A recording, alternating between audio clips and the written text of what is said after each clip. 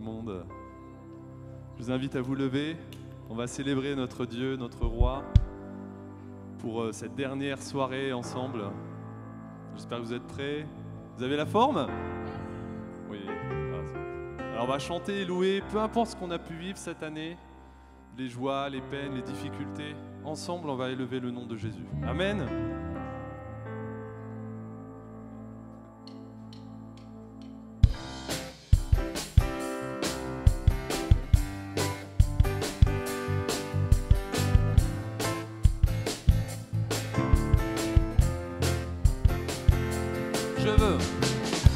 Je veux chanter et louer, peu importe ce que je vis, le ressuscité vit en moi, son nom est Jésus. Je suis né de Dieu, je suis victorieux, je suis né pour influencer, rempli du Saint-Esprit. Je louerai son nom, je louerai son nom, je louerai son nom. Je suis plus que vainqueur. Oh oh oh oh oh oh oh oh. Reprenons ensemble, je veux chanter et louer. Je veux chanter et louer, peu importe ce que je vis, le ressuscité vit en moi, son nom est Jésus. Je suis né de Dieu, je suis victorieux, je suis né pour influencer, rempli du Saint-Esprit. Je louerai son nom, je louerai son nom, je louerai son nom. Je louerai son nom, je louerai son nom, je louerai son nom, je louerai son nom. Je suis plus que vainqueur.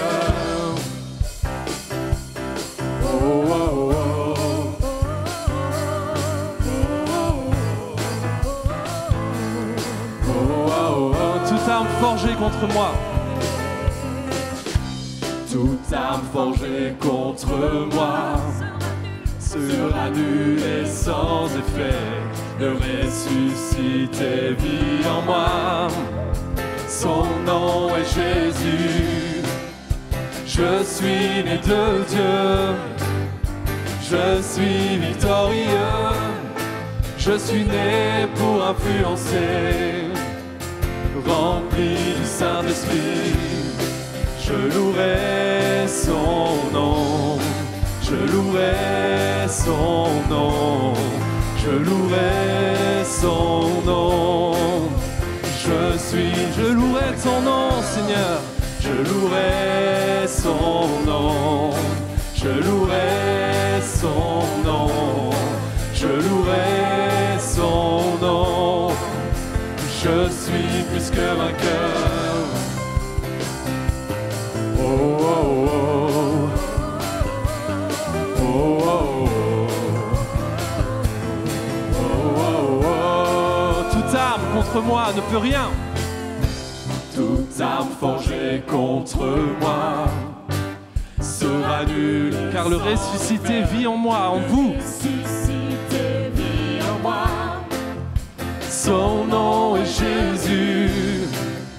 Je suis né de Dieu, je suis victorieux, je suis né pour influencer, rempli du Saint-Esprit.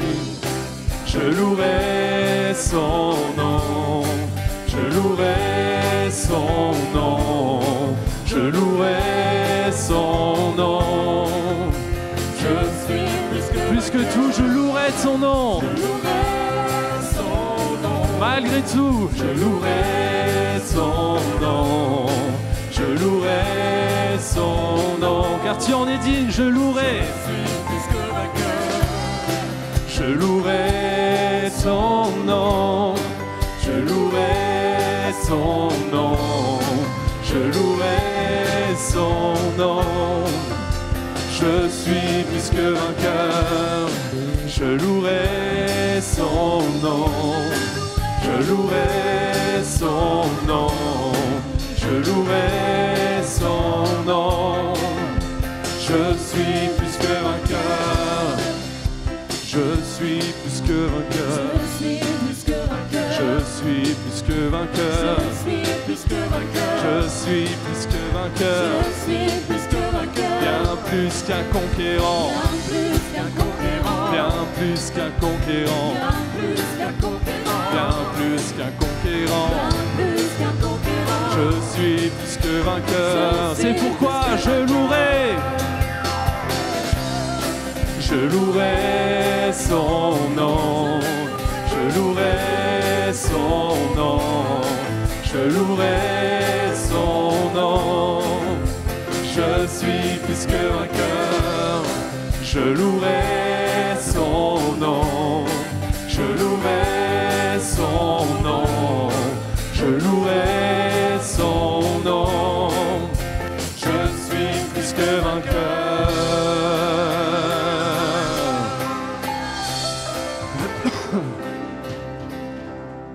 Amen. Avec toi, on est plus que vainqueurs. Merci pour toutes les tempêtes qu'on a pu traverser cette année, Seigneur, qu'on a pu gagner avec toi. Merci, Jésus.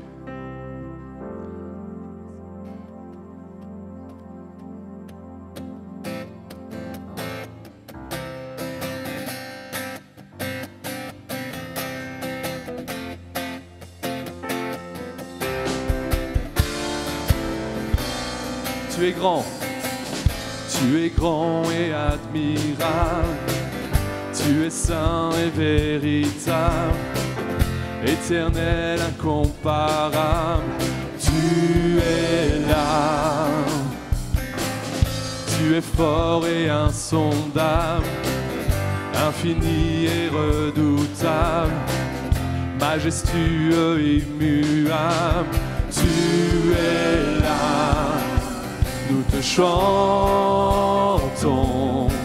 nous proclamons tout-puissant, souverain, tu tiens ma vie dans ta main, Rédempteur, couronné, par toi je suis libéré, tout-puissant, souverain, tu tiens ma vie dans ta main, Rédempteur, couronné, par toi je suis libéré.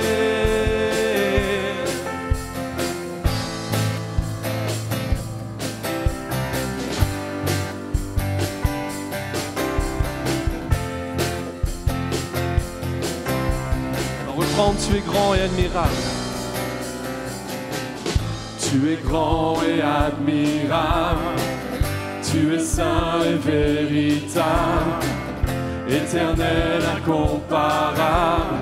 Tu es là, oui, tu es là.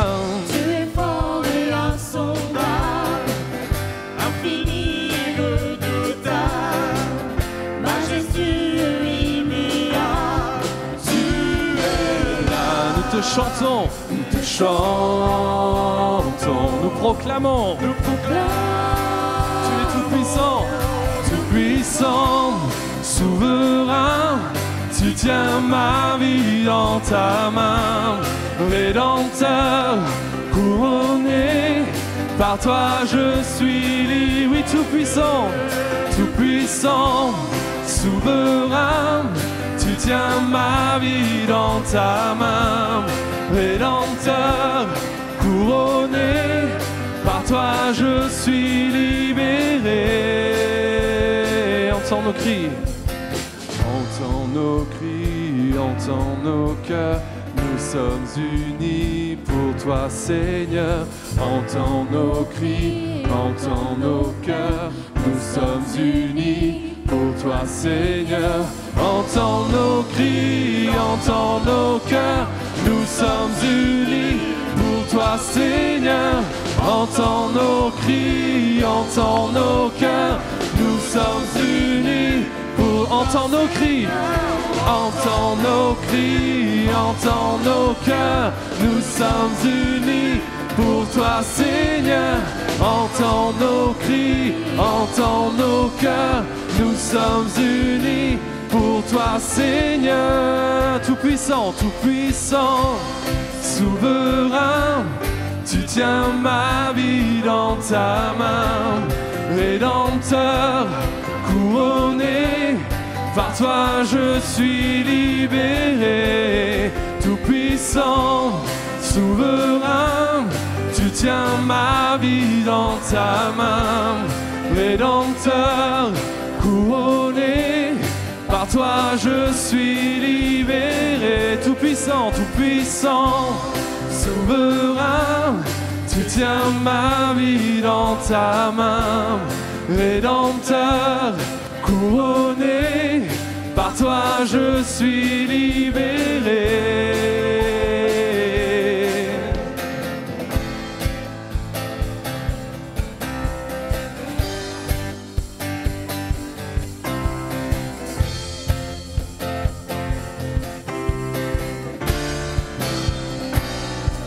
Amen, Seigneur, tu es tout-puissant.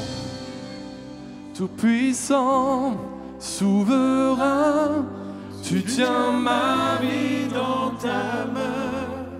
Rédempteur, couronné, par toi je suis libéré.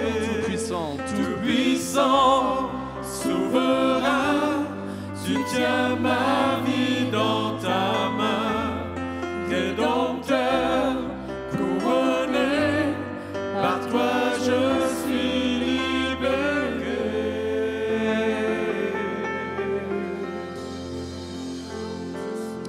Seigneur, merci Jésus. Amen.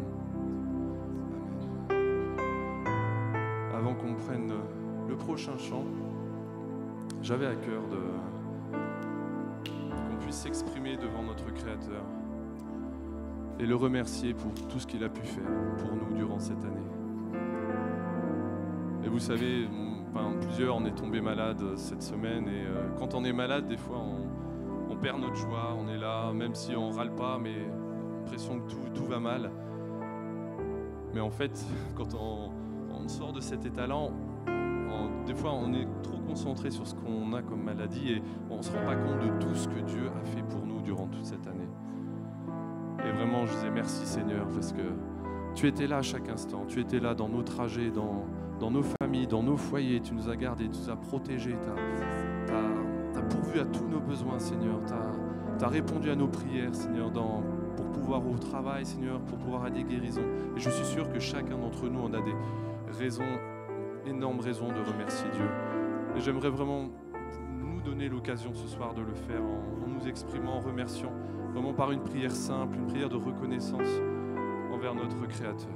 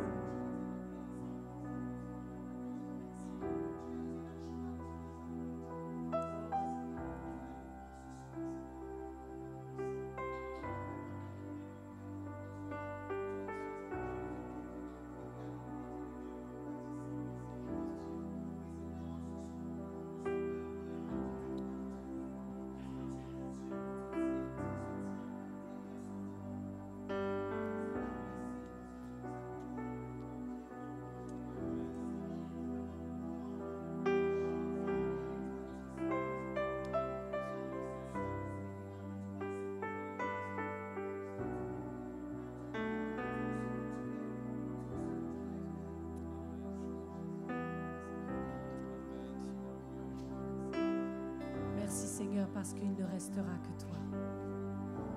Il n'y aura que toi, Seigneur. Que toi qui importe, que toi qui es présent. Le ciel et la terre passeront, mais tes paroles ne passeront pas, Seigneur. Merci parce que ces paroles sont dans nos cœurs jour après jour.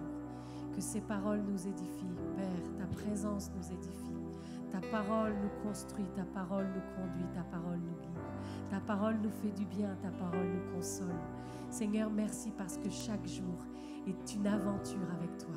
Chaque jour est une aventure avec toi où on te connaît davantage, Seigneur. Et mon désir pour chacun de mes frères ici présents, pour moi-même, c'est de te connaître davantage. De faire de toi vraiment cet ami avec qui on aime passer du temps, chaque jour, à chaque moment, à chaque instant. Seigneur, merci parce que tu es là. Et c'est toi qui déverses en nous cet amour parfait. Tu déverses en nous cet amour dont nous avons besoin, qui est notre souffle de vie, que tu as mis dans nos cœurs, dans nos poumons, et qui nous pousse à te louer, à te donner toute notre adoration, Seigneur. Merci pour ta présence ce soir, comme chaque soir, et comme chaque soir qui arrivera, Seigneur, tu es avec nous. Je te remercie, Abba. Merci, Papa, d'être là chaque jour. Amen. Merci. Le Seigneur a dit, ma grâce te suffit. Et on va chanter et remercier Dieu pour sa grâce infinie dans nos vies durant toute cette année.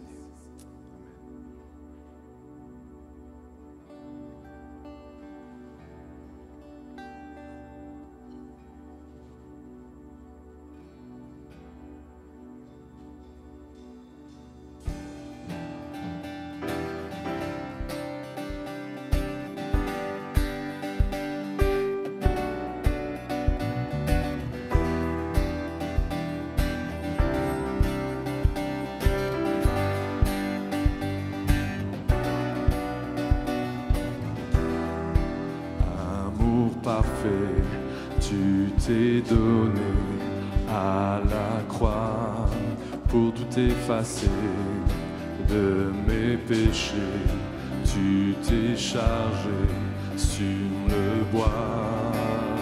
C'est par ta grâce, oui ta grâce seule, que je suis racheté, pardonné. C'est par ta grâce, oui ta grâce seule, que tu m'as racheté. Oh, oh,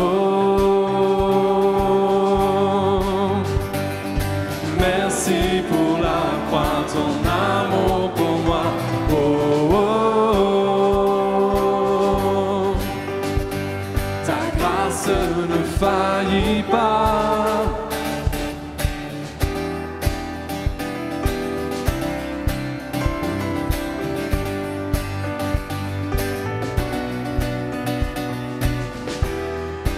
Rien ne pourrait me justifier, ton pardon est immérité, mais tous mes efforts ne suffiraient à me sauver.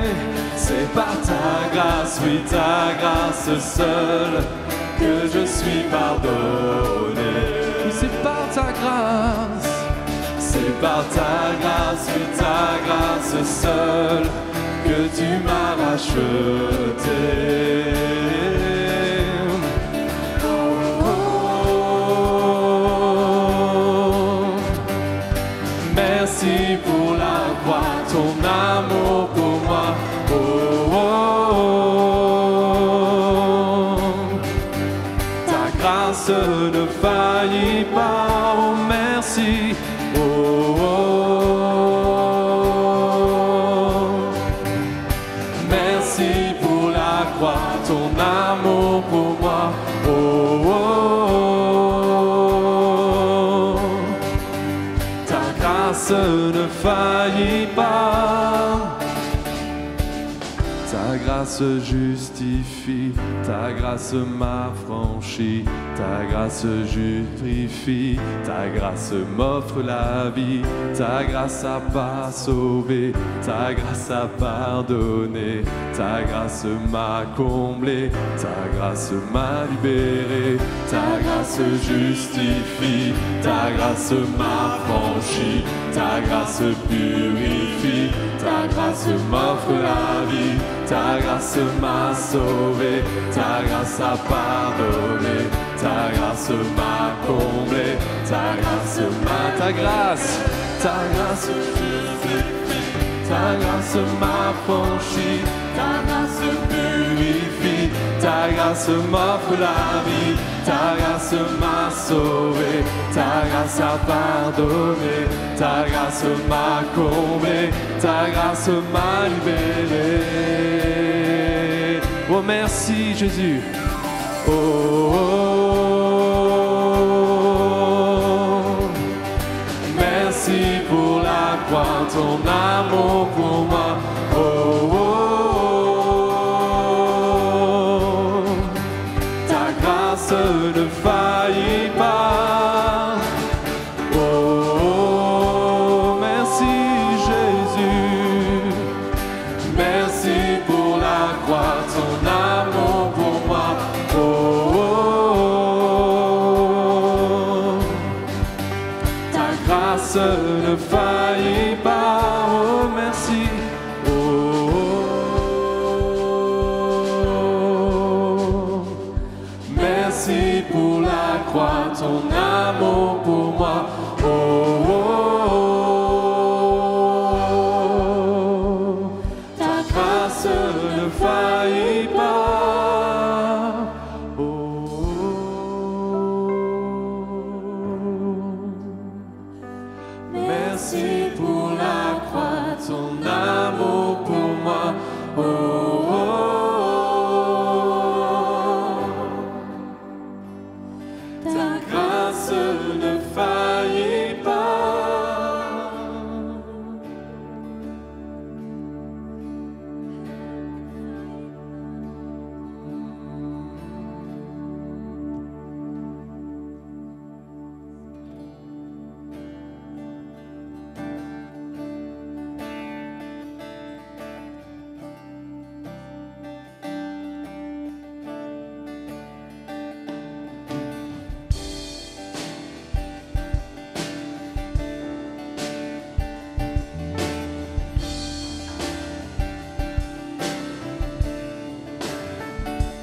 Comme un feu brûlant dans mon cœur, je veux dire au monde que tu es Dieu.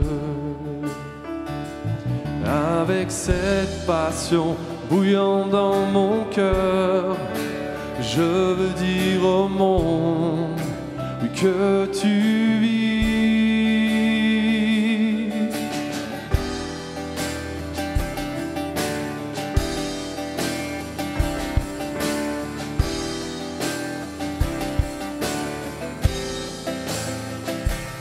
Que ta présence vienne et remplisse toutes choses en moi.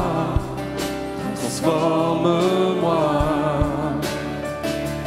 Que ton esprit vienne et vive en moi. Oui, remplis-moi encore. Je veux plus. Jésus, j'ai besoin de toi. Jésus, j'ai si faim de toi. Jésus, je ne désire que toi. Oui, tu es ce que je veux.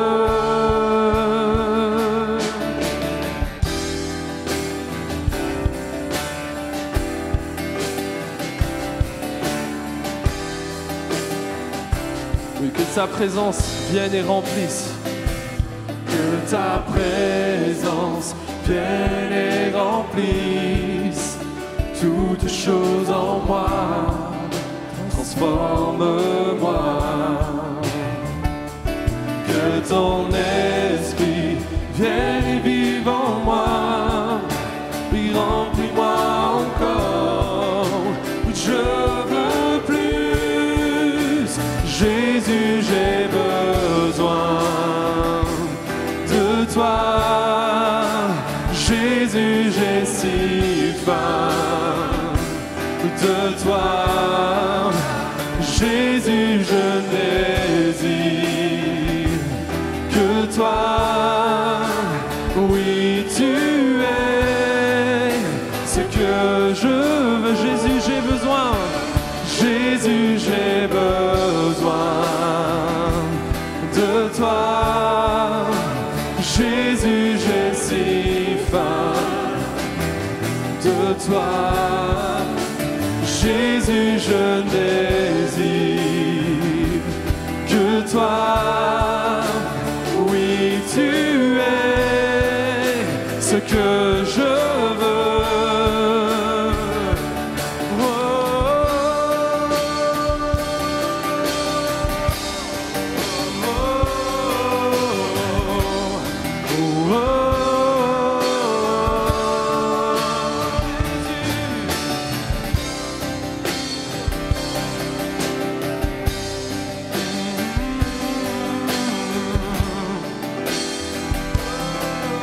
Comme un fleuve, Jésus,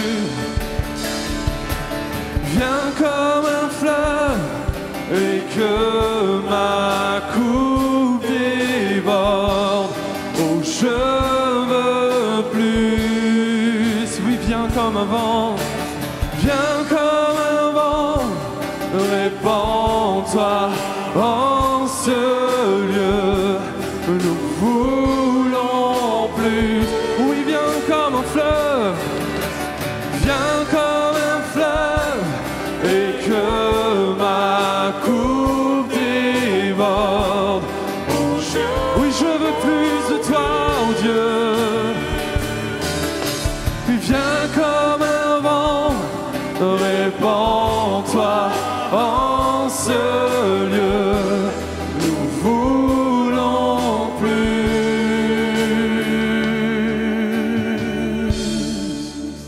Jésus, j'ai besoin de toi. Jésus, j'ai si faim de toi. Jésus, je désire que toi. Oui, tu es ce que je veux, Jésus. Oui, Jésus, j'ai besoin de toi, Jésus. De toi. Jésus, j'ai si faim. Jésus, j'ai si faim de ta présence, oh Dieu. de toi. Si faim de ta grâce et de ton amour. Jésus, je Oui, remplis-moi encore, oh Dieu. Oh, remplis-moi de toi, Jésus. Oui, tu es ce que je veux. Oui, tu es ce que je veux, Jésus. Oui, j'ai besoin de toi. Jésus, j'ai si. Oui, j'ai faim de ta présence. De toi, Dieu. Jésus, je désire que toi. Oui, tu es ce que je veux. Oui, tu es. Oui, tu es ce que je veux. Oui, tu es ce que je veux.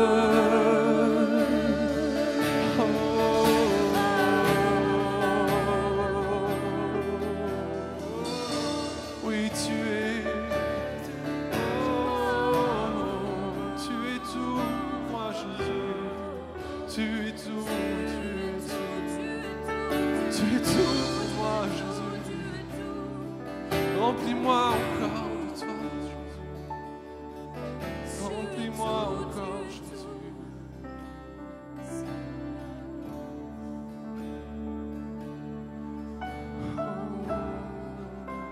Souffle,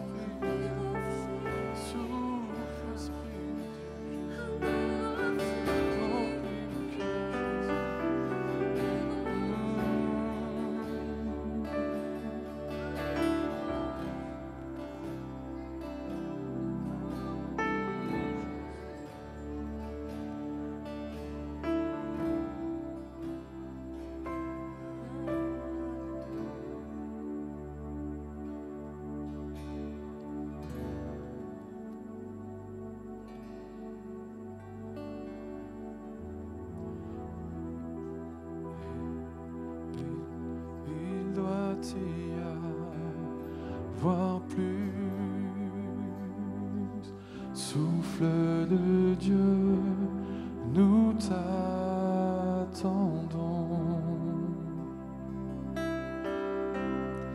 Il doit y avoir plus. Esprit de Dieu, souffle sur nous. Remplis-nous à nouveau.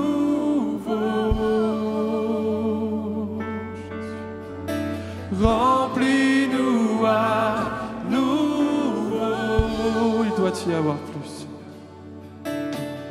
Il doit y avoir plus. Esprit de Dieu, souffle sur nous. Il doit y avoir plus. Esprit de Dieu, souffle sur nous. Remplis-nous, remplis-nous à nouveau. Remplis-nous à nouveau. Et le dévorant attise en nous la passion pour ton nom. Esprit de Dieu, tombe en ce lieu. Sois le seul maître, sois le seul maître en nous. Oui, viens comme un vent violent, Seigneur. Viens comme un vent violent, nous revêtir de ta puissance. Oui, délivre-nous, délivre les captifs, libère-nous pour te louer. Seigneur, envoie, Seigneur, envoie ta gloire sur chacun de nous, Dieu. Seigneur, envoie ta gloire, feu dévorant, attise en nous la passion pour ton nom. Esprit de Dieu, oui, tombe en ce lieu. Sois le seul maître, sois le seul maître. Feu dévorant, attise en nous la passion pour ton nom, pour ta présence. La passion pour ton nom. Esprit de Dieu, il brûle en chacun de nous. Oui, remplis-nous. Sois le seul maître, sois le seul maître. Feu dévorant, attise en nous la passion pour ton nom. Esprit de Dieu, tombe en ce lieu. Sois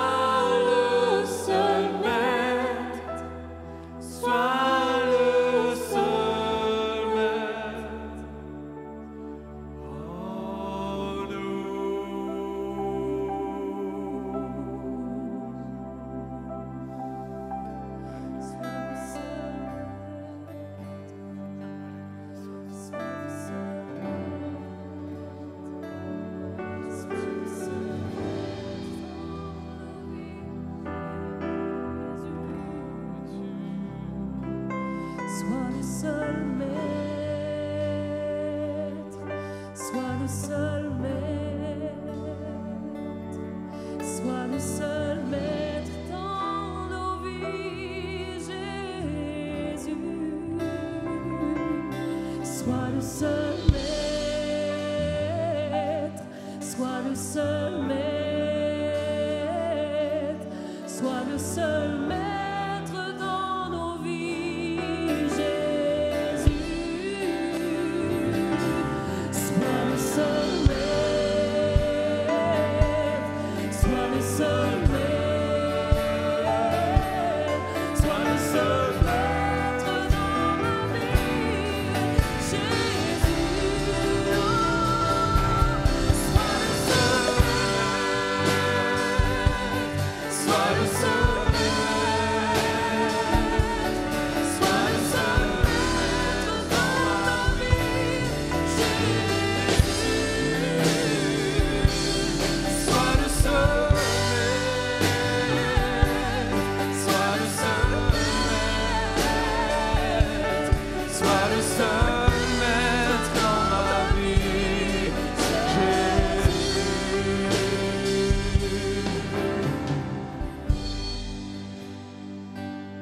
Sois le seul, sois le seul dans nos vies, Jésus.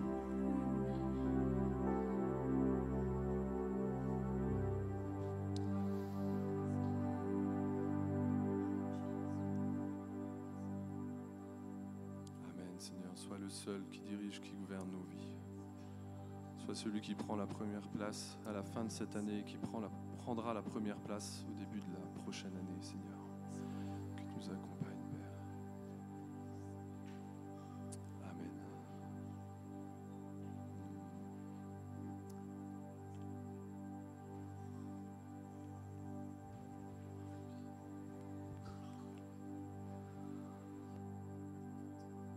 Et on va prendre, comme on l'a fait la dernière fois, 3 minutes pour se saluer. 2 minutes, allez. 2 minutes pour se saluer, pour faire un bisou, un câlin. Voilà, un check pour ceux qui sont malades.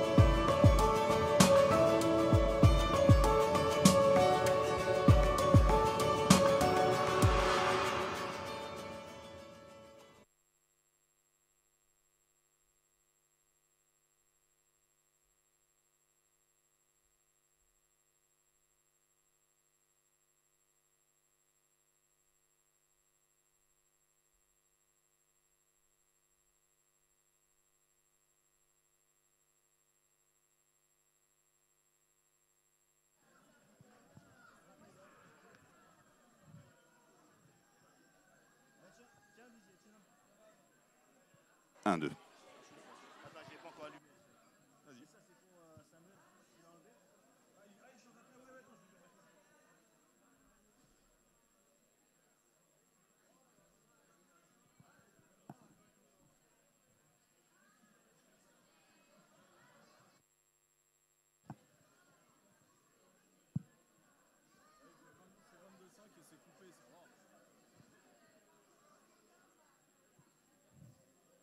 Bonsoir à tous.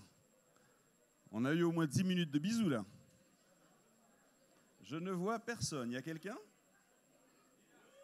Super. Ah, les lunettes, le reflet. Alors, quelques petites annonces pour pouvoir entrer tranquillement dans la nouvelle année. Il y a un beau programme qui a été préparé, je ne vais pas tout dévoiler. Et on a un orateur particulier ce soir, donc je ne vais pas prendre trop de temps. Alors, je vais juste vous dire quelques petites choses, je vais lire pour ne rien rater, et puis il y a des petites slides qui vont passer derrière moi. Alors, on ne commence pas l'année avec un culte dominical du dimanche, mais on commence un vendredi. Donc, vendredi prochain, on a un culte d'adoration. Alors, comme vous le savez, vendredi, c'est le 6. Alors, je ne sais pas pourquoi ça ne défile pas, maman. Ça va arriver. Le 6, c'est l'épiphanie, et l'épiphanie, c'est la vue des mages. On a eu 2 messages sur les mages cette année, et l'idée de ceux qui s'occupent de préparer ce culte, de chercher Dieu pour ce culte, alors c'est pas tout à fait ça, mais on va y arriver. Non plus. Là, tu dévoiles tout le programme avant même que je l'annonce. Oh là là là là là là là là. Bon, on lui tirera les oreilles après. Alors, donc, l'idée, c'est le 6, et c'est d'accueillir notre roi. Alors, vous savez, Ah, oui, hein, on y est là. Donc, on a un culte d'adoration. Je vous invite à ne pas le manquer. Ce sont en fait les cultes qu'on préfère. Hein. Ils sont vraiment destinés pour nous les chrétiens. Surtout, n'invitez pas vos amis, hein, on risque de les faire fuir. Mais en tout cas, l'idée dans cette nouvelle année, vous allez le voir, je vous en parle encore, c'est d'accueillir notre roi dans ce culte. Et je crois que ça va être un moment vraiment fort, vraiment puissant. Le premier de l'année, je suis sûr que Dieu nous réserve quelque chose de spécial. Et nous venons aussi, nous allons venir avec quelque chose de spécial à lui offrir. D'accord ? Alors, à partir du dimanche 8, on reprend toutes les activités. Alors, écoutez bien, nous allons avoir une nouvelle étude biblique, on va dire interactive. Elle a été longuement préparée, on en a beaucoup parlé cette année. Et en fait, elle aura lieu chaque saison. Vous savez, les saisons, c'est les 6 semaines qu'il y a entre les vacances. D'accord ? Exactement comme les périodes de l'année scolaire. On a 6 semaines d'école, 2 semaines de vacances. Donc, ça sera exactement la même chose. La première saison pour l'étude biblique, qui ne commencera pas le 6, le 8, on va laisser aux gens le temps de s'inscrire. Elle commencera le 15. D'accord ? Et les premières sessions vont être sur la Bible. Le Nouveau Testament, l'Ancien Testament. Souvent, on a la Bible, on n'a pas la chronologie, on entend parler des personnages, mais on ne sait pas très bien comment les mettre, on n'a pas le contexte historique. Et là, du coup, ça va vraiment être une étude qui va être assez profonde pour pouvoir permettre à l'ensemble des chrétiens de bien maîtriser. Alors là, sur cette saison, ça va être la Bible, donc l'Ancien Testament et le Nouveau Testament. Alors, je veux dire que l'orateur principal, ça sera Grace. C'est d'ailleurs celle qui s'est le plus investie pour préparer cette étude. Elle a beaucoup de matériel, elle est très très motivée pour ça. Ce que je ne vous ai pas dit, c'est les horaires, mais vous les avez vus. Très atypique, mais on va tester. Plutôt que vous faire déplacer un soir dans la semaine où il fait nuit et il pleut, il y a de la neige, on va garder l'inertie du dimanche. Donc on viendra un petit peu plus tôt, de 9h à 10h, dans une des salles, il y aura cette étude biblique. Je sais qu'il y a les contraintes d'enfants, enfin les enfants ils se réveillent beaucoup plus tôt que nous, mais s'il y a besoin de les garder, s'il y a besoin d'organiser quelque chose, faites-nous le savoir assez vite et on va organiser ça pour que personne ne puisse manquer cette étude. Alors, elle n'est pas ouverte à tout le monde. Vous savez que dans l'église, on a cette espèce de parcours, on arrive, on va d'abord se faire baptiser, le baptême, préalable au baptême, il y a une petite étude biblique, ensuite on va au groupe de connexion, et quand on a déjà cheminé, on est dans le groupe de connexion, on peut prétendre à s'inscrire à ce niveau un petit peu plus haut d'études bibliques. Mais on va faire des cas particuliers, venez nous voir, on verra ce qu'on peut faire, ça devrait aller. L'inscription est obligatoire Vous verrez dimanche, il y a des petits QR codes, vous allez voir les gens de l'accueil, vous vous inscrivez, et puis ça va se passer très très très très bien. Ok, dimanche. Mais dimanche prochain, le 6, le 8. Ce dimanche, il n'y a pas de culte, on est d'accord. Le 1er. On va commencer la semaine, là je vous le dis, pour que vous puissiez vous préparer physiquement, mentalement. Il y en a pour qui c'est très très dur. On va commencer comme toutes les nouvelles années avec 3 semaines de jeûne et de prière. Et je vois tous les jeunes qui font « Ouais, on arrête de manger, c'est bon ». L'idée, c'est de ne pas dire « Ok, moi je vais jeûner le lundi, je vais jeûner la semaine d'après le mercredi ». L'idée, c'est qu'on soit impliqué dans toute la semaine. D'accord ? Peut-être que c'est sauter un repas, peut-être que c'est enlever des aliments, peut-être. Mais toute cette semaine, c'est une semaine de consécration. Et le thème pour cette semaine, ces 3 semaines de jeûne et prière, c'est être renouvelé dans sa présence. Amen. Je crois qu'on va vivre des choses fortes. Évidemment, les cultes et les prédications vont être en adéquation avec ce moment que nous vivons. Et là encore, on s'attend à ce que le Seigneur fasse quelque chose de fort, de puissant dans nos cœurs, dans nos vies et dans son Église. Alors, vous avez reçu le petit mail qui disait qu'on annulait le repas ici à l'église parce qu'il n'y avait pas assez d'inscrits. On a découvert qu'il y avait plein de gens qui voulaient s'inscrire mais qui ne s'étaient pas inscrits ou qui se sont inscrits après la nouvelle. Donc, Christelle et d'autres vont venir ici, amener tout ce qu'ils ont et plusieurs familles vont passer le réveillon ici. Si vous vous étiez organisé pour le passer ici ou si vous voulez le passer ici, il y a tout ce qu'il faut. L'église sera ouverte à partir de 20h. Donc pour tous ceux qui le souhaitent, vous pouvez venir amener votre petit repas et le partager avec les frères et les sœurs les uns et les autres. Si vous avez des questions, vous voyez Christelle. Mais voilà. On a toujours notre covoiturage. Si vous le souhaitez, il n'y a pas de souci. Voilà. Alors, ça a été affiché tout à l'heure. Le 13, on a une réunion ici pour tous les hommes. On aura l'occasion de le redire. Et les femmes, vous pouvez vous préparer. Ah ouais, ça c'est les hommes, ça. Bah attends.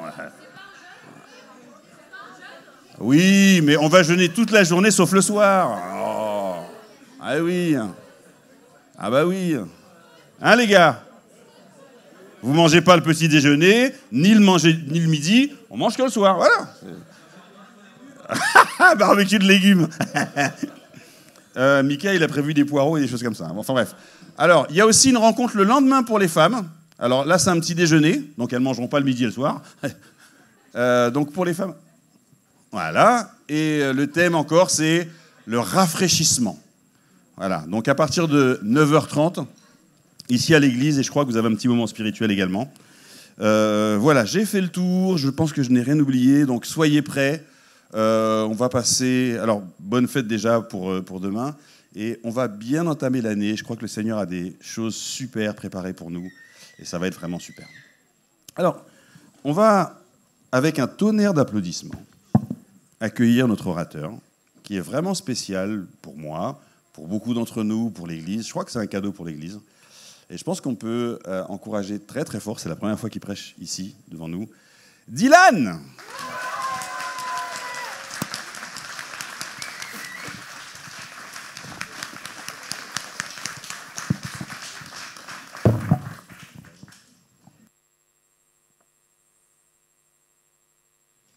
Vous allez bien?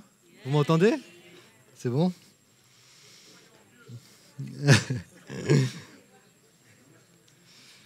Alors, on s'organise un petit peu.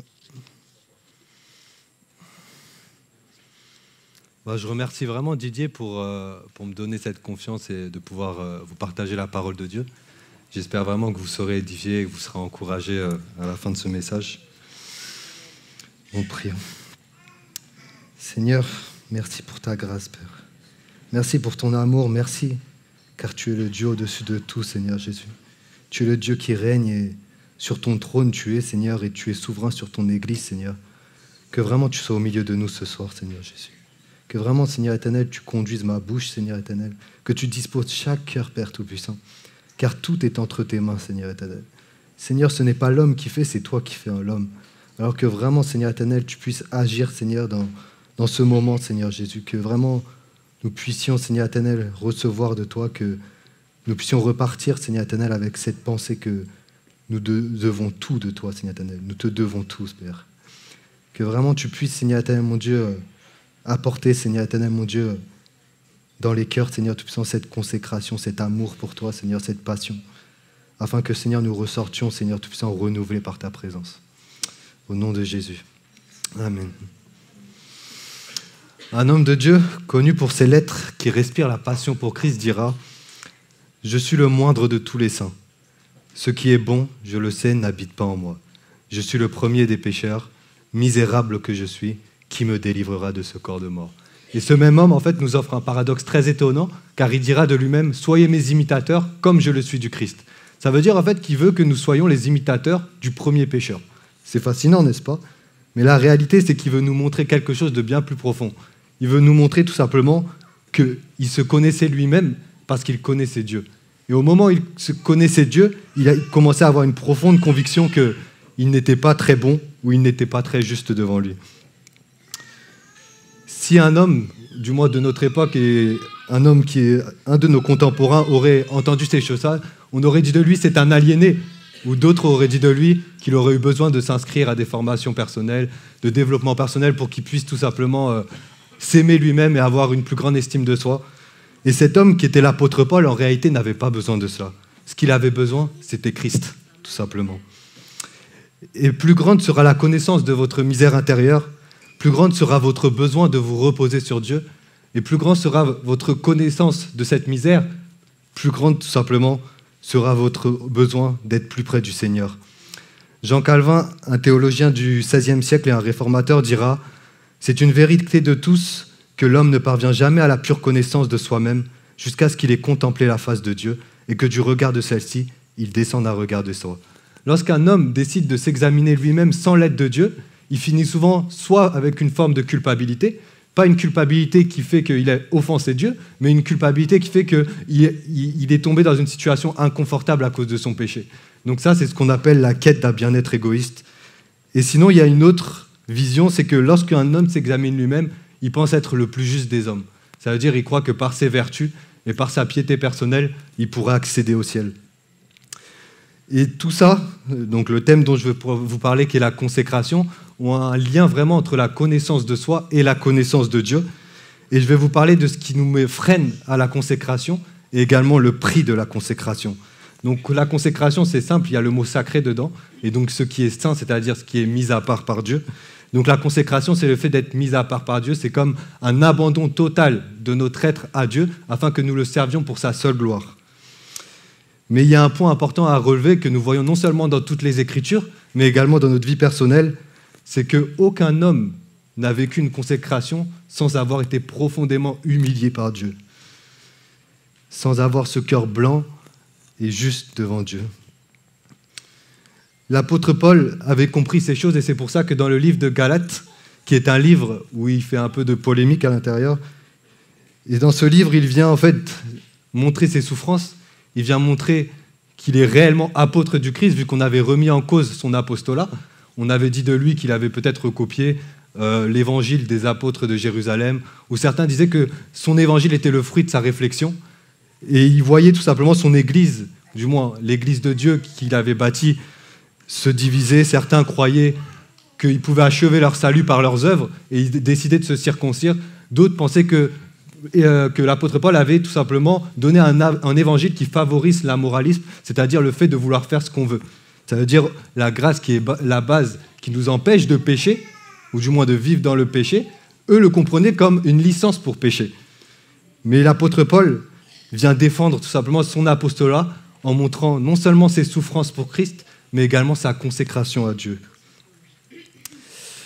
Dans un verset très important au chapitre 6, si on peut l'afficher. « Pour ce qui me concerne, loin de moi la pensée de me glorifier d'autre chose que de la croix de mon Seigneur Jésus-Christ, par qui le monde est crucifié pour moi comme je le suis au monde. » Ce qui est intéressant, c'est que dans le livre de Galates, la pensée commune, c'est celle de la crucifixion. On va voir exactement ce que ça signifie. Dans ce passage-là, qu'est-ce qu'il veut nous dire l'apôtre Paul? Il nous dit tout simplement que le monde est mort pour lui et lui est mort pour le monde. De sorte qu'il n'a aucune relation avec lui. Le monde, par exemple, est actif, Paul est actif, mais les deux n'ont aucune relation l'un avec l'autre. C'est-à-dire le monde avec toutes ses séductions, avec toute sa perversion, n'arrivait pas en réalité à faire flanchir l'apôtre Paul. Pourquoi il n'arrivait pas? Parce qu'il était consacré, parce qu'il était ancré dans les choses de Dieu, parce que Christ régnait totalement dans son âme. Si je vous posais une question, je pense que vous la savez, savez-vous que notre système pulmonaire même, il ne peut respirer que dans cette sphère terrestre. Au moment où vous sortez de cette sphère terrestre et vous allez dans l'espace où il y a une absence d'oxygène, il suffit de peu de temps pour que vous vous évanouissiez et que vous mourrez. Et c'est la même chose en réalité. Soit Christ nous sépare du monde, soit le monde nous sépare de Christ. Il ne peut pas y avoir de compromis entre le monde et le Christ. Il n'y aura jamais d'accolade entre Dieu et le monde. Il n'y aura jamais de poignée de main entre Christ et le monde. Et il n'y a rien de pire en réalité de croire que Jésus sera avec nous pour toujours si nous prenons des engagements partiels avec lui. Il n'y a rien de pire de croire tout simplement que nous pouvons vivre tout simplement dans le compromis alors que le Christ a tout donné pour nous. Et donc s'il y a un frein à cette consécration, c'est bien le péché, mes amis. C'est bien le péché. Et souvent, nous, en fait, en tant que personnes qui ne sommes pas en prison, nous disons tout simplement que, en réalité, ceux qui commettent des grands actes répréhensibles aux yeux de la justice ou flagrants aux yeux de tous, ça sera ces actes comme le meurtre, comme l'adultère, comme le viol ou toutes sortes d'actes abominables. Et comme nous n'avons pas commis ce genre d'actes, nous pensons que nous sommes assez bons et nous pensons que même le fait d'aller à l'église ou de faire toutes les choses que tous les chrétiens font, nous permettra tout simplement d'être toujours près du Seigneur. Et ça, en réalité, le diable, ce qu'il veut, ce n'est pas forcément vous emmener à une telle dépravation, mais il veut surtout vous amener à une tiédeur, à vous occuper des futilités de cette vie, à vous occuper des choses de la vie qui sont vaines. Et il y en a beaucoup qui tombent dedans, et c'est le piège de beaucoup. Si vous savez quel est le travail du plus grand chrétien, c'est simplement de veiller sur son âme. Et il y a une chose qui est dangereuse pour notre âme, c'est nos idoles. Nos idoles sont très dangereuses pour notre âme. Et les idoles, c'est simple. C'est tout ce qui est Seigneur à la place du Seigneur dans votre vie. C'est tout simplement donc qui paraît beau et qui a des beaux attraits extérieurs, mais à la fin qui vous mène à forcément vous éloigner de Dieu. Et celui qui croit avoir aucune idole est en réalité celui qui en a le plus. Si vous décidez tout simplement donc de vivre une vie idolâtre, à ce moment-là, ne vous attendez pas à Dieu.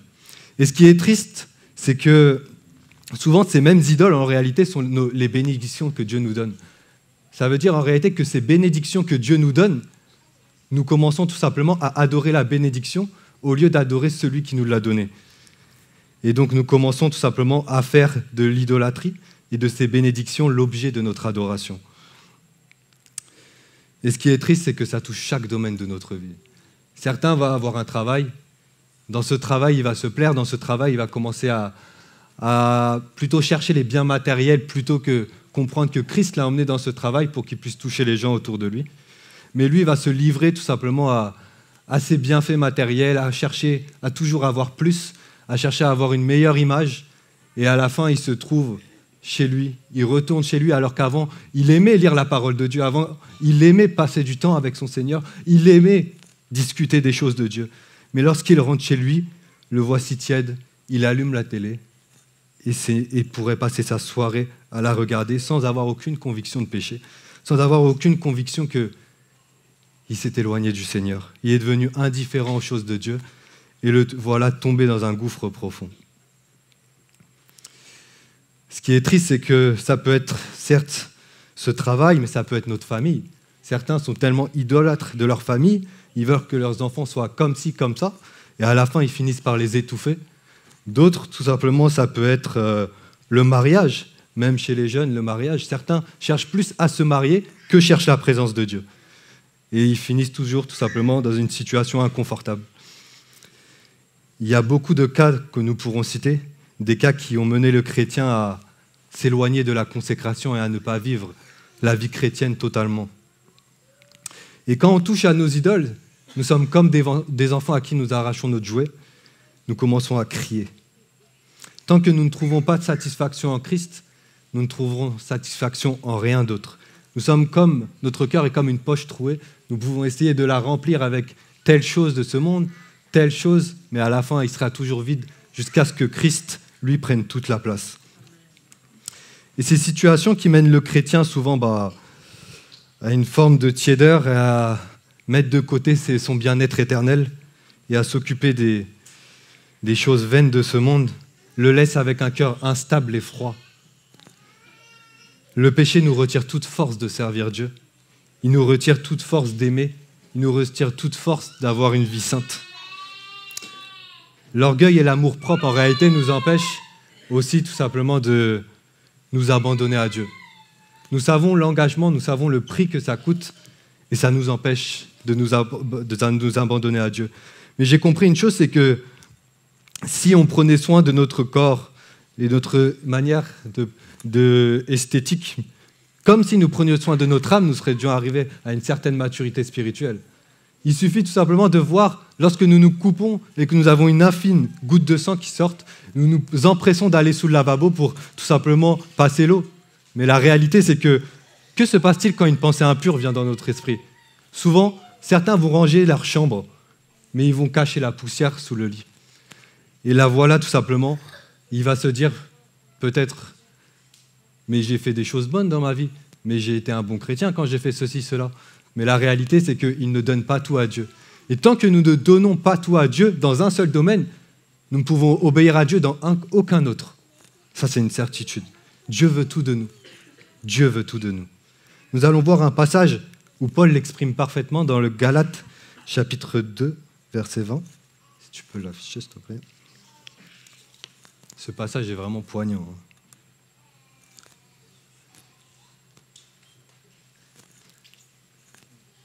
Moi, je vais le lire. Je rigole. Alors, j'ai été crucifié avec Christ. Et si je vis, ce n'est plus moi qui vis, c'est Christ qui vit en moi. Si je vis dans la chair, donc dans le corps, je vis dans la foi au Fils de Dieu qui m'a aimé et qui s'est livré pour moi. Vous avez déjà vu un homme crucifié sur une croix, dans les films ou dans les images? Peu importe l'ossature de ses muscles, il peut tout simplement avoir un gros volume de muscles. Lorsque tu es sur la croix, tu es l'homme le plus vulnérable qui puisse exister. Tu n'as plus de force, tu n'es capable de rien. Tu peux t'agiter pendant un moment, mais la réalité, c'est que tu ne sortiras jamais de cette croix. Et là, voilà l'état de l'apôtre Paul. Il dit « Je suis crucifié ». Ça veut dire qu'il est avec Christ sur la croix. Il s'identifie à sa mort lorsqu'il a placé sa confiance en lui. Il est avec lui sur la croix. Il est mort. Il est totalement mort. Il ne s'appartient plus. Il a compris ce que c'était de prendre sa croix. J'ai entendu beaucoup de passages et beaucoup de gens qui disent que prendre sa croix, c'est porter les difficultés quotidiennes de leur vie. Vous pensez que prendre sa croix, selon les auditeurs de Jésus, c'était ça? Les auditeurs de Jésus savaient ce que voulait dire prendre sa croix. Et ils voyaient, eux, que lorsque une personne prenait sa croix, c'était seulement le criminel exclu de la société qui la prenait. C'était seulement celui qui était condamné à mort qui prenait sa croix. Et Jésus l'exprime très bien. Qu'est-ce qu'il veut nous dire lorsqu'il nous dit tout simplement de prendre sa croix? Il nous dit que nous devons accepter d'être les rebuts et les parias de cette société et de le suivre et de nous mourir nous-mêmes. C'est une vérité qui est à la fois terrifiante, mais qui est aussi magnifique, c'est que l'Évangile, frères et sœurs, est un appel à mourir. C'est un appel en réalité à s'oublier complètement et à laisser Christ régner en nous. À laisser Christ briller dans notre cœur, à le laisser nous utiliser pour sa seule gloire et son seul nom. Paul ne nous a pas appelés à torturer la chair. Paul ne nous a pas appelés à torturer la chair, il nous a appelés à la tuer. Et c'est pour ça que je dis souvent que le seul crime pour le chrétien qui est autorisé, c'est celui de tuer le péché. Car au moment où vous décidez de ne pas tuer le péché, vous mettez tout simplement de côté votre vie chrétienne. Car c'est là ce but qui nous a donné, celui de la sanctification, celui d'être saint comme lui, celui d'être pur comme lui. Se reposer dans ce chemin de la sainteté est très très dangereux. Se reposer est très très dangereux. C'est comme si vous tournez le dos à un lion enragé. C'est exactement la même chose. Dès que vous décidez de vous poser votre croix et de vivre votre vie, vous tournez le dos à un lion. L'apôtre Paul finit ce passage magnifique en disant « qui m'a aimé et qui s'est livré pour moi ». Il finit ce passage magnifique en parlant de ce que Christ a fait pour lui sur cette croix. il a fait quelque chose de merveilleux, Christ, sur cette croix, car malgré notre démérite et notre indignité, il est venu nous chercher. Nous étions dans la boue, frères et sœurs. La Bible dit que nous étions même ennemis de Dieu. C'est terrible. Ça veut dire qu'il n'y avait rien en nous qui puisse susciter Dieu à nous sauver. C'est vraiment un acte pur d'amour qu'il nous a donné. Et il est descendu de son trône, il est descendu de cette glorieuse et magnifique communion qu'il avait avec son Père pour venir parmi les pécheurs, ceux qui ont de l'aversion et de l'hostilité envers lui. Il est venu tout prendre sur le péché sur lui. Et certains vont dire, mais pourquoi il est venu? Pourquoi Dieu doit-il sacrifier quelqu'un pour pardonner le péché? C'est une folie, n'est-ce pas? Dieu ne peut pas pardonner un homme sans préalablement punir le mal. C'est fou quand même, car Dieu est juste. Il est juste. Il est amour, certes, mais il est aussi juste. Et nous ne pouvons pas dire, ah, il est amour, donc c'est bon. Non, il est aussi juste. Et dans sa justice, il ne peut pas la mettre de côté, il ne peut pas la renverser, car il ne serait plus Dieu à ce moment-là. Ça veut dire qu'il fallait que sa justice soit payée, il fallait que sa justice soit satisfaite. Et aucun de nous n'a pu la satisfaire. Peu importe l'homme le plus sage de ce monde, il n'a pas pu satisfaire les exigences du Dieu saint. Et c'est pour cela qu'il fallait que le salaire du péché qui est la mort, il fallait que déjà la mort, il fallait que la justice de Dieu soit payée. Et ce prix, c'était la mort. Et donc il fallait que celui qui la subisse soit homme, c'est vrai. Mais il fallait aussi que celui qui la subisse soit Dieu. Pourquoi? Parce qu'il n'y a que Dieu lui-même qui puisse satisfaire ses exigences. Et c'est pour ça qu'il a décidé de descendre et il a décidé de prendre sur lui la justice divine. Il n'est pas juste allé sur cette croix et est mort comme plein d'hommes, car en soi, il y a plein d'hommes qui sont morts sur une croix. Mais lui, sur la croix, il a fait bien plus. À ce moment-là, il est devenu malédiction à notre place. À ce moment-là, il y avait tout le péché du monde qui était sur lui.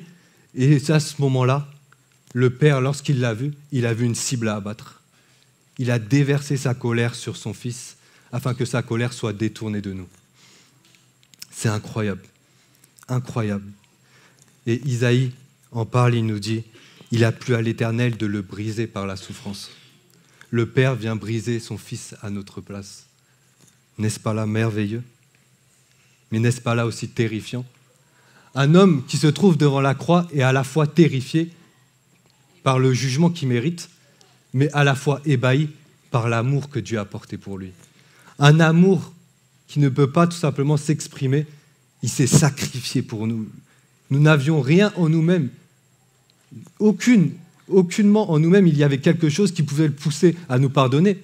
Peu importe notre vertu, peu importe ce que nous avons fait dans notre vie, peu importe si nous sommes dans telle association ou que nous sommes tout simplement donc des bons samaritains, à la fin, tout simplement, ça a été son choix de venir et de nous sauver. Et c'est un acte d'amour pur. Voici ma question, frères et sœurs. Christ, quand il est allé sur cette croix, a-t-il pris la moitié de nos péchés? A-t-il pris un quart de nos péchés? A-t-il pris un tiers de nos péchés? Il a tout pris. Quand il est allé sur cette croix, il a tout pris. Il a satisfait parfaitement les exigences de Dieu et il nous a donné aussi un modèle à suivre.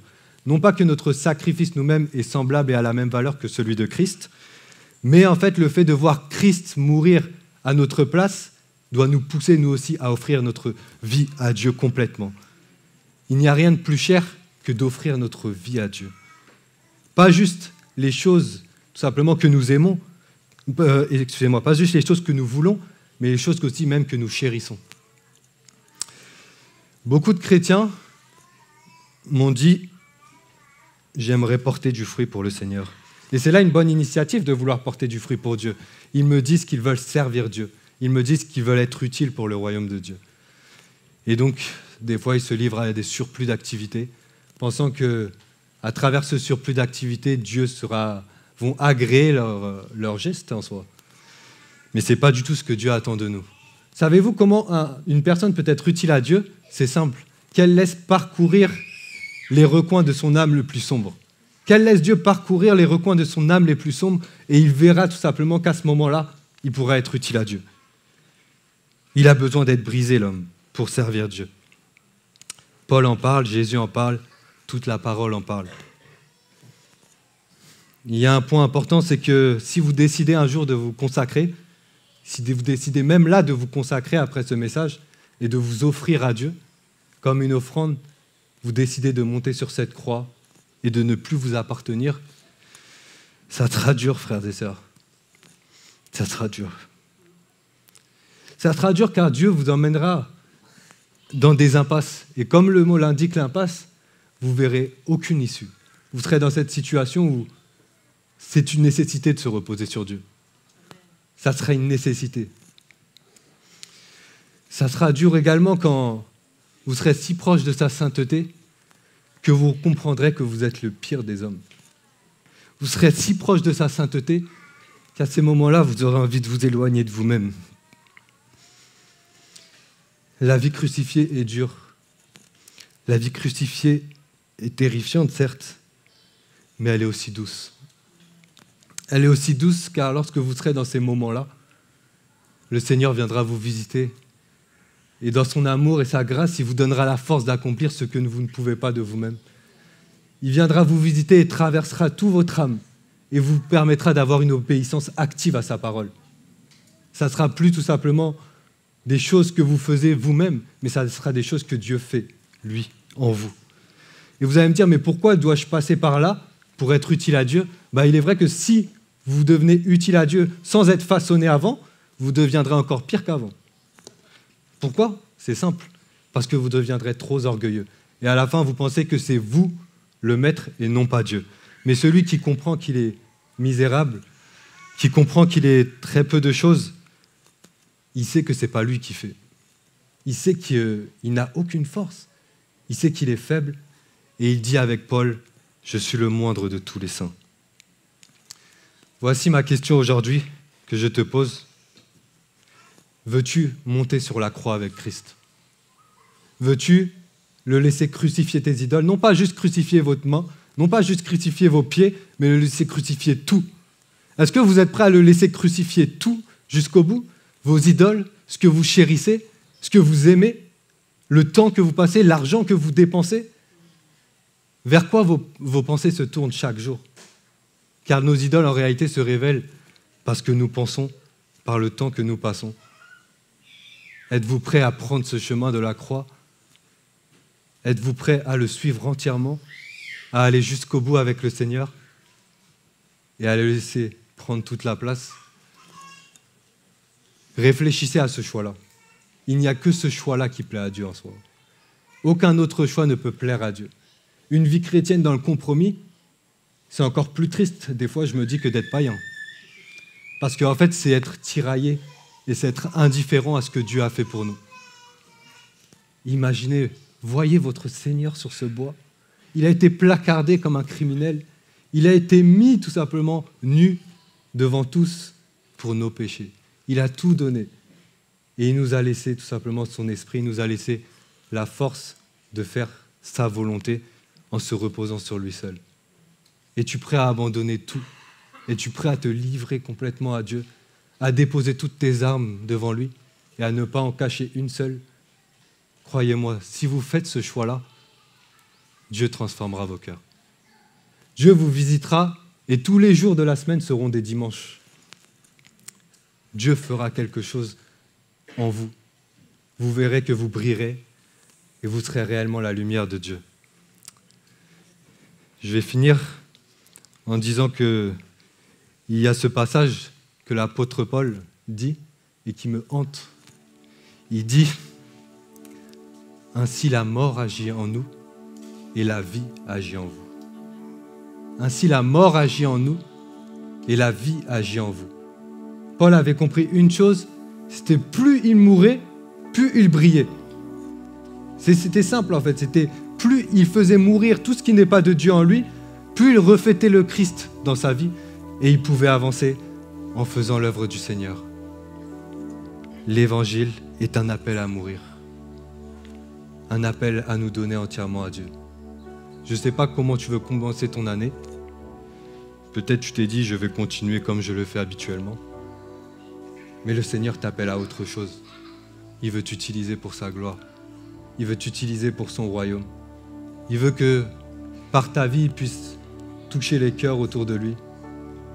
Il veut tout simplement que tu puisses emmener les inconvertis à la conversion. Il veut que vous brilliez parmi vos voisins. Il veut que vous brillez au travail. Il veut que vous brillez partout.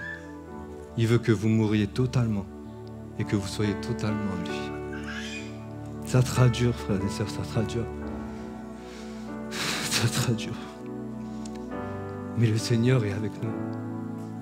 Mais le Seigneur est avec nous. Il sera avec vous à ces moments-là où vous vous sentirez faible, où il vous demandera d'obéir et vous voudrez garder votre intégrité devant les hommes et votre amour-propre. Et il y aura ce tiraillement en vous-même qui dira « je fais » ou « je fais pas ». Et des fois, vous allez même repenser à retourner à votre ancienne vie chrétienne. Là où Dieu vous demandait rien et vous ne demandez rien à Dieu. Mais vous voilà avoir goûté la bonne nouvelle de Dieu. Vous voilà s'être enivré de Dieu. Vous êtes maintenant plus le même et vous voulez plus de lui. Vous avez goûté son amour. Vous avez goûté sa grâce. Vous ne pourrez plus vous en séparer. Il n'y a que cette vie que nous puissions mener, frères et sœurs. Il n'y a qu'une vie consacrée et donnée entièrement à lui. Que nous puissions regarder à cette croix et voir le prix qu'il a payé. Et nous, quel prix allons-nous payer? Vous serez rejetés des hommes, il dit. Vous serez haïs de tous. Mais vous inquiétez pas, j'ai vaincu le monde, il a dit. Accrochons-nous à ces paroles, frères et sœurs. Accrochons-nous à cette vérité. Un jour, nous le rencontrerons face à face et nous serons éternellement avec lui. Et il est triste, tout simplement, qu'à cause de notre compromis, des soucis de la vie quotidienne, des choses qui n'ont aucune importance, nous puissions être troublés le jour de son retour. Il est près de nous. Attendons-le, cherchons-le. Détruisons tout ce qui n'est pas de Dieu en nous. Même j'utiliserai un mot, c'est une annihilation. C'est-à-dire une destruction totale du monde en nous.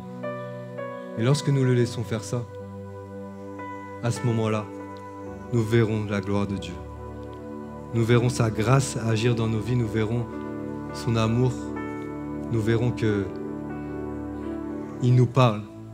Et peut-être Dieu vous parle des fois, mais je vous dis que quand vous êtes consacré, Dieu vous parle tout le temps. Il vous parle tout le temps. Il ne vous lâche pas. Et limite, des fois, vous avez peur qu'il vous parle, parce que ça va être dur. Mais il sera avec vous. Il sera avec vous. Et plus vous allez d'obéissance en obéissance, plus il vous emmènera plus loin. Il vous emmènera plus loin. Plus vous allez pleurer dans sa présence, plus il vous emmènera plus loin. Il sera avec vous. Ne vous inquiétez de rien. Mais consacrez-vous totalement à lui. Et laissez-le prendre toute la place. Laissez-le être le roi dans votre cœur. Laissez-le s'asseoir sur le trône de votre âme.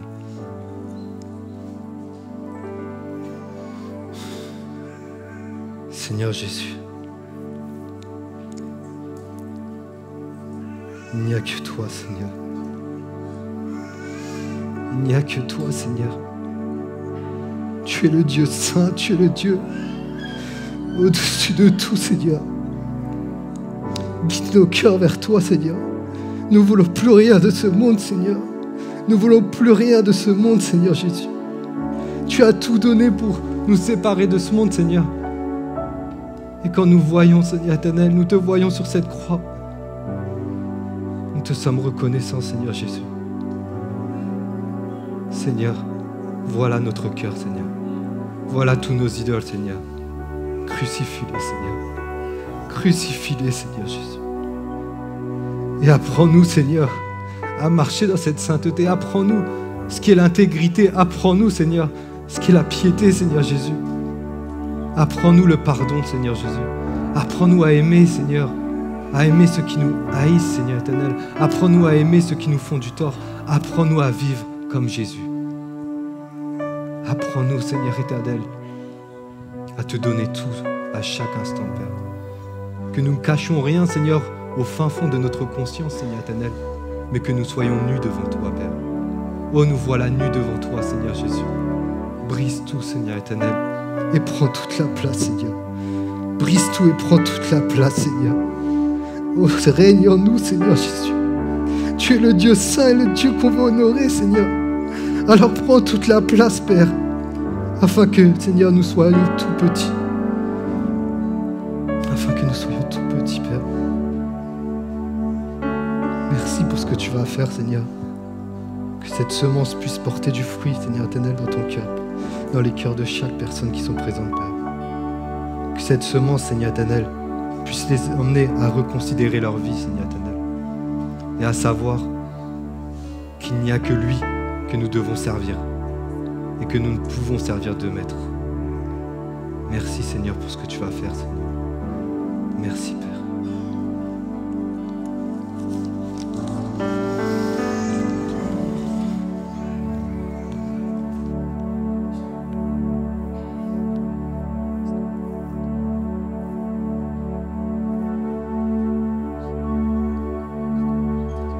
Prendre ce chant qui dit « Je te donne mon cœur, je te donne tout ce que j'ai, Seigneur. » Vous pouvez vous lever, vous pouvez rester assis, faites comme vous le sentez, mais soyez vrais devant le Seigneur. Je te donne mon cœur, il ne m'appartient plus. Ce que j'ai de meilleur, tout est pour toi, Jésus. Ce parfum de valeur sur toi est répandu. C'est l'offrande de mon cœur. Je suis à toi, Jésus. Prends mon âme, prends mon cœur, je te donne tout.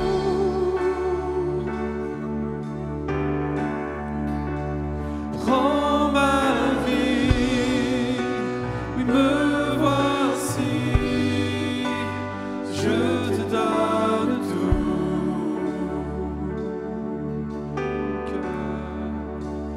Mon cœur est à toi, tout à toi. Oui, je te donne, Seigneur. Je te donne mon cœur, il ne m'appartient plus. Ce que j'ai de meilleur, et tout est pour toi. Tout est pour toi, Jésus, toi seul, Dieu. Ce parfum de valeur sur toi est répandu. Oui, c'est mon offrande, c'est l'offrande de mon cœur. Oui, je suis à toi, Seigneur. Je suis à toi, Jésus. Pourquoi prends tout, c'est prends mon âme, prends mon cœur, je te donne tout.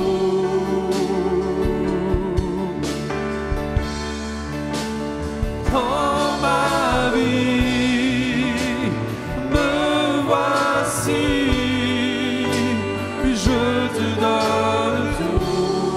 Oh oui, prends mon âme, oui, prends mon âme, prends mon cœur, je te donne tout.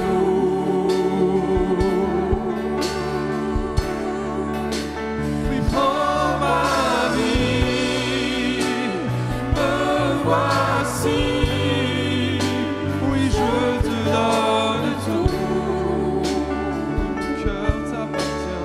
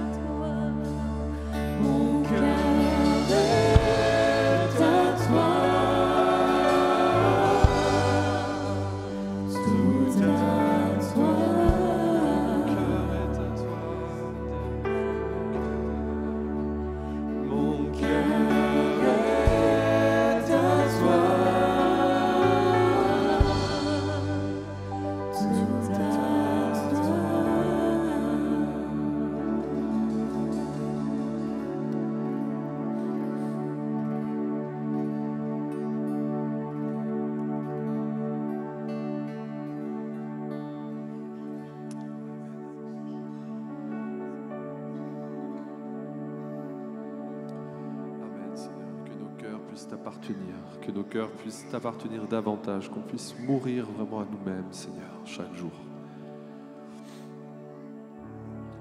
Et c'est chaque jour vraiment qu'on a besoin. Des fois, vous savez, moi le premier, ça m'arrive de dire,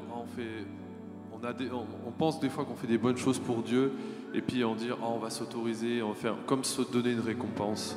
Et des fois, ça nous piège, ces trucs-là. Se donner une récompense, pas forcément mal. Des fois, c'est, je vais regarder un truc, je vais faire quelque chose autre. Mais c'est un peu comme disait Dylan, on est dans la sainteté, on se repose et on ne fait pas attention. Vraiment qu'on puisse prendre garde sur le chemin dans lequel on est. Prendre garde vraiment car le diable est un lion qui rugit, qui rôde autour de nous. Et vraiment qu'on puisse chaque jour s'humilier dans la présence de Dieu et lui demander sa grâce pour vivre chaque jour pour lui. Amen. Vraiment, c'est un message d'encouragement. Même s'il a dit que c'était dur, c'est vraiment un message d'espoir énorme. Car c'est la vie éternelle qui nous attend là-haut. c'est pas rien. Hein. C'est ce pourquoi on vit sur terre, c'est ce pourquoi on est, c'est ce pourquoi on a le Christ en nous. C'est pas pour rien qu'on vit pour lui. Amen. Qu'on puisse repartir vraiment encouragé ce soir. Amen. Et passer de bonnes fêtes de fin d'année.